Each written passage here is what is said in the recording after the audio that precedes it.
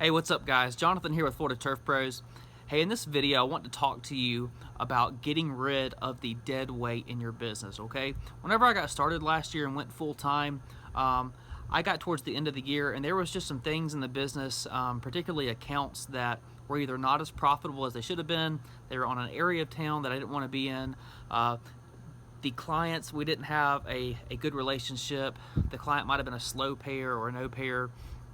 Or maybe I just dreaded going to this property. Maybe it was just a brutal property with massive hills or something and just a ton of weed eating in the back. For whatever reason, you see it on the schedule and then you dread going to this property, okay? So there's a whole list of criteria, okay? But let's talk about getting rid of all those things in your business, okay? That stress you out, those accounts that you should not have, okay? So the premise behind this approach is the Pumpkin Plan. That's the book, The Pumpkin Plan by Michael Michalowicz. If you have not read that book, if there's one book that I would suggest you read, just one, okay? You need to read The Pumpkin Plan by Michael Michalowicz, okay? I based my business along that book, keeping everything simple, streamlined, and then every year improving it by getting rid of dead weight, okay?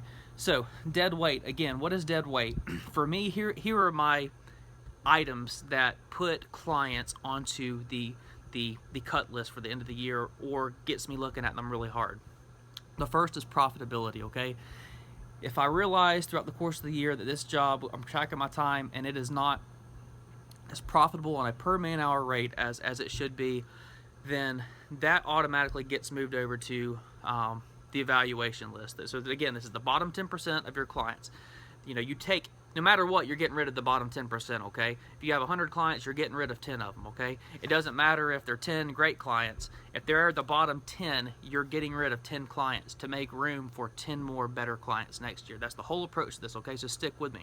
So you have a client that does not have their property profitable to where it should be. What we do is approach them at the end of the year and say, moving into next year, the price is going to be this, it increases to this, and then this is the reason why. And if the client can get on board and they're a good client, then that's okay, and then you can keep them, okay? But if you can't get that job profitable, even if they're a good client, you let that person go at the end of the year, okay?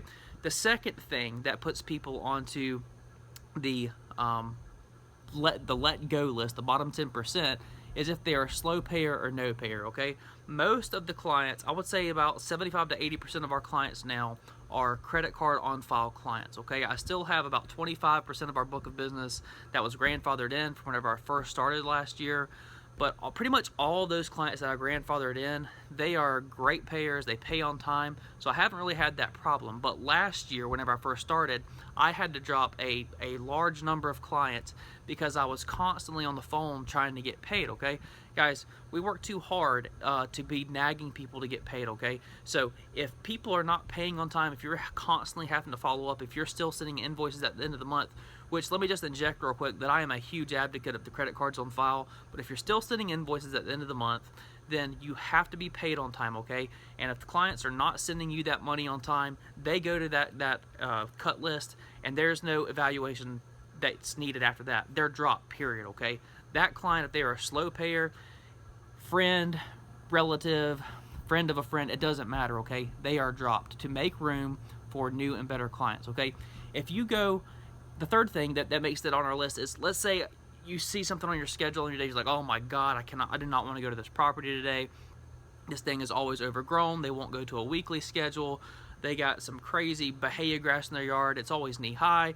They always complain whenever it's done because we can never mulch it down good enough, even though we don't want to go to a weekly service. We're not bagging all this crap for the rate that we're getting. So you take all those things into consideration, and guess what? That client gets put on the chopping list, okay? So again, what we're doing is we're taking our book of business and we're evaluating every single client on a scale, okay? And your criteria may be a little different than mine, and your criteria may be a little different from everybody else's, but you're going to have your own set of criteria, okay? But profitability and stress and getting paid, I'm going to go ahead and tell you, those three better be on your evaluation list for your clients, okay? So the purge, all right? The purge is getting rid of the bottom 10% of your clients, okay? It does not matter. You are getting rid of the bottom 10% of your clients, even if you think you can't lose that revenue going into next year. I'm telling you, you can, okay? And what happens is you replace those 10% with new clients next year, and your client list, your client base gets better and better and better and better. I'm telling you, man, it works. I thought I was crazy.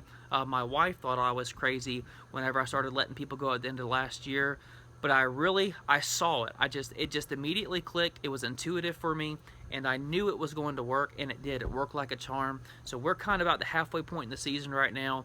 I'm starting to generate that list. I have a real good feel for our properties, all of our new accounts that we picked up this year, and I'm going to do that. I'm going to get rid of the bottom 10% of my book of business, and I'm going to make room for new and exciting clients in 2018, okay? Plan ahead, guys. Go ahead and start making your list. There's somebody in your mind right now that you're thinking about, that person who's a great, friendly client, but it's not as profitable as what it should be.